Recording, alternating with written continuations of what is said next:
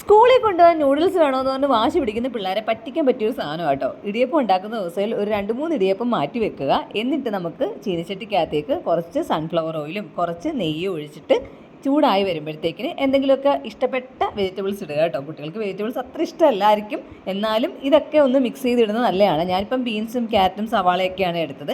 കിഴങ്ങും വേണമെങ്കിൽ ഇതിനകത്തിൽ ഇടാം കേട്ടോ. എന്നിട്ട് മാഗി മസാല ഇട്ടിട്ടുണ്ട്.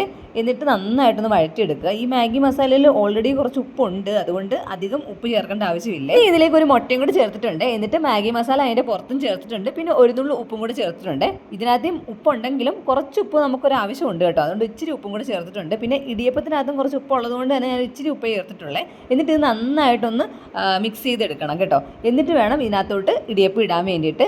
എന്നിട്ട് ഇടിയപ്പത്തിൻ്റെ പുറത്തും ബാക്കി ഉണ്ടായിരുന്ന മാഗി മസാലയും കൂടി ഞാൻ ചേർത്തിട്ടുണ്ട്. ഇതുണ്ടാക്കാൻ മാഗി മസാല തന്നെ വേണമെന്നൊന്നും ഇല്ല കേട്ടോ. കുറച്ച് ഗരം മസാലയും മഞ്ഞപ്പൊടിയും മുളക് പൊടിയും ഒക്കെ ഉണ്ടെങ്കിൽ ഇതുണ്ടാക്കി എടുക്കാൻ പറ്റും. ഈ നൂഡിൽസ് ഒക്കെ ഇടുന്ന സോയാ സോസും ടൊമാറ്റോ സോസും ഒന്നും ഞാൻ ചേർത്തിട്ടില്ല കേട്ടോ. ഇവിടുത്തെ കുട്ടികൾക്ക് അതൊന്നും ഇഷ്ടമല്ല കേട്ടോ.